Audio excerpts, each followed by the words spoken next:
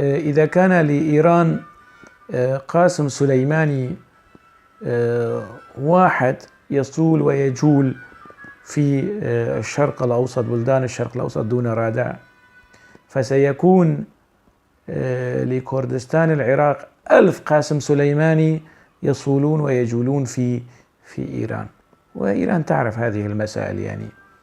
وبالتالي يعني قضية التعويل على الممانعة التركية والممانعة الإيرانية أيضا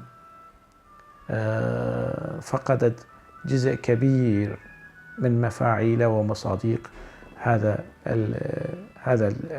التعويل. أعتقد وأنا لا أجزم، أعتقد أنه كردستان العراق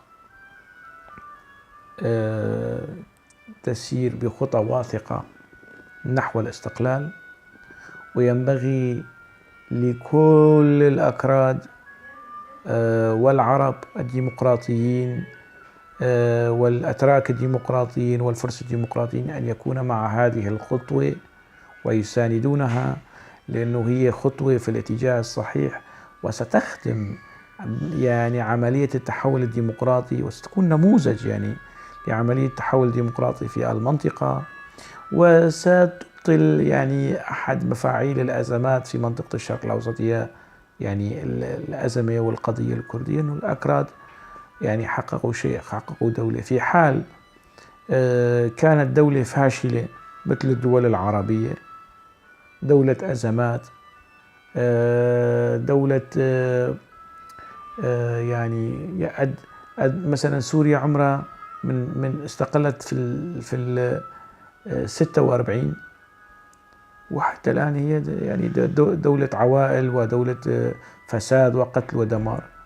لا يمكن أن نحمل يعني إقليم أو دولة كردستان أن نطالبها بإنجازات أن تكون مثل السويد وسويسرا وأمريكا في فترة زمنية قياسية. لا، ينبغي يعني المنطقة أيضا نعطي فرصة للقيادة الكردية، وهي لن تكون قيادة آبدة يعني. ونقطة أخيرة وقد كتبتها في مقال، أنه الدول التي تحكمها عوائل وأسر ليس بالضرورة دول فاشلة يعني. دولة الإمارات نموذجا يعني تحكمها عوائل وأسر، لكنها دولة ناجحة. قضية التركيز كثيرا على عائلة البرزاني، وأنه فيها غناء فاحش وثراء فاحش وفساد، نعم موجود، والسيد برزاني مسعود برزاني يعرف ذلك يعني. هم ليسوا ملائكة، لكن لا يمكن أن نغفل ونخفي أن هذه العائلة أيضا دفعت ضريبة كبيرة لم تدفعها عائلة من العوائل الكردية أو عشيرة من العشائر الكردية يعني قرية برزان التي تدمر 15 أو 16 مرة، ثم تبنى وتدمر وثم تبنى وتدمر، وهكذا الآلاف من هذه العشيرة الذين تم قتلهم وتصفيتهم في يوم من الأيام. يعني عائلة البرزاني كانت تعيش في المنافي مهانة وذليلة. مسعود برزاني في الاتحاد السوفيتي، أولاده في أماكن أخرى يعانون ظروف الشتات وظروف الفقر والذل يعني ينبغي أن نرى الآن يعيشون البحبوحة ولديهم مؤسسات ولديهم كذا. لا يفهم من هذا الكلام أنه قضية يعني تبرير للفساد، لا، لكن أنا أرفض شيطنة الأمور يعني، أو استهداف حق الكرد في تقرير مسيرهم وجعل يعني العقبة الكؤود عائلة البرزاني، أو جعل الفساد في كردستان العراق على أنها العقبة المانعة المعرقلة للسعي الاستقلالي. لا، كردستان تسير نحو الاستقلال، وأصلا هي محك أخلاقي وقيمي لكل الديمقراطيين في منطقة الشرق الأوسط. يعني امتحان لهم يعني، إما أن تكونوا ديمقراطيين مبدئيين ومنصفين أو لا تكونوا؟ يعني هنا يكمن السؤال.